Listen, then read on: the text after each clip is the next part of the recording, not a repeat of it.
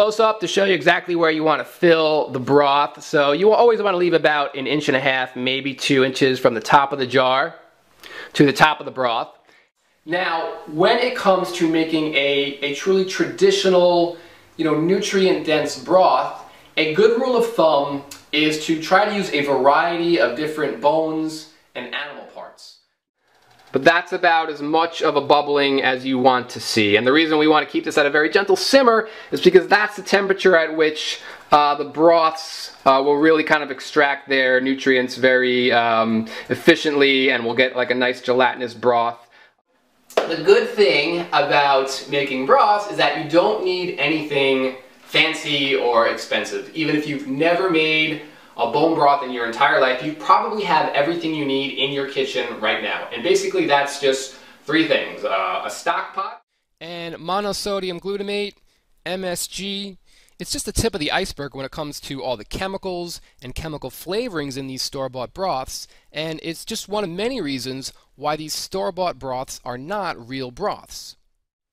And unfortunately, neither are the organic ones. They're not real broths either. This is a picture I took from a Trader Joe's store near me, and I know that's painful to hear for many people because they buy these things thinking they're better quality, and maybe they are a little, but there's still nothing even remotely close to a real broth made the right way, the way we're going to learn to do it. One type of glass jar you want to avoid, I'm just going to show you real quick, is this. And that's because it has a much more pronounced bend at the top.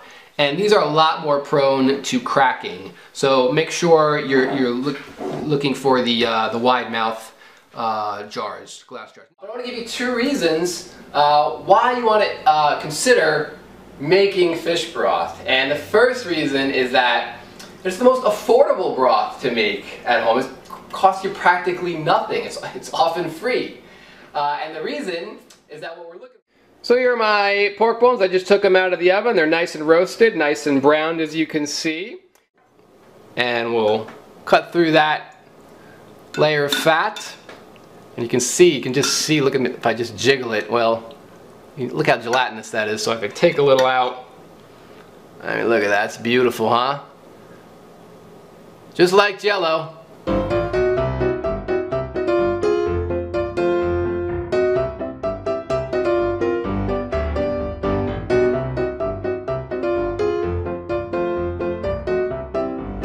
So I'm gonna show you how to make it. You're gonna be very surprised at how easy it is to make it and how delicious it is.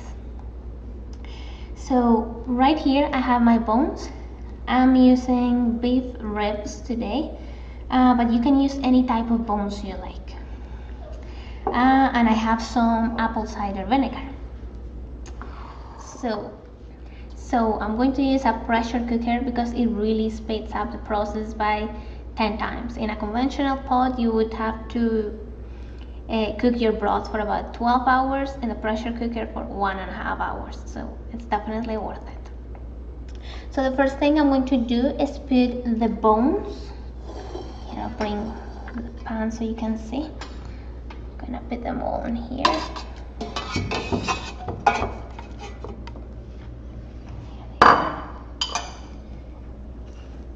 And as you can see, the amount of bones I have in the pan, in the pot I mean, is just enough to cover the surface. I don't have bones on top of each other.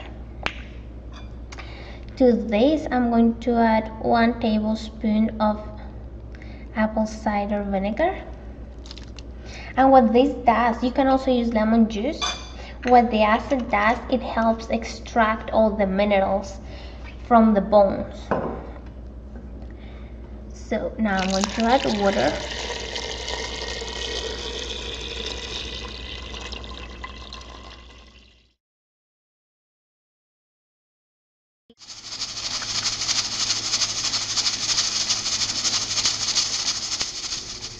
So it cooked already for 1.5 hours. Let's take a look at this. So there's the broth ready. You end up with a good amount of it, as you can see. I'm going to pour some in a cup for you to see what it looks like. Oh, by the way, this house smells amazing. So here it is. It is the final product. So what I normally do when I make broth is that I take all these bones out of the pot, and I pour this in a mason jar, in a clean mason jar, let it cool down and store it in the fridge. It keeps really well in the fridge. But it's gonna be a little time until that's done, so I'm going to show you here. This is the broth. This is a little bit I have left. It's not the full batch of what I made yesterday. And as you can see, it becomes a gelatin. It is the bottom. It's got lots of little bits because I just let them be there. And yeah, that's what you're gonna end up with. There's a little bit of fat at the bottom. You can remove that if you wish when the broth is cold, but this is the final product. That's it.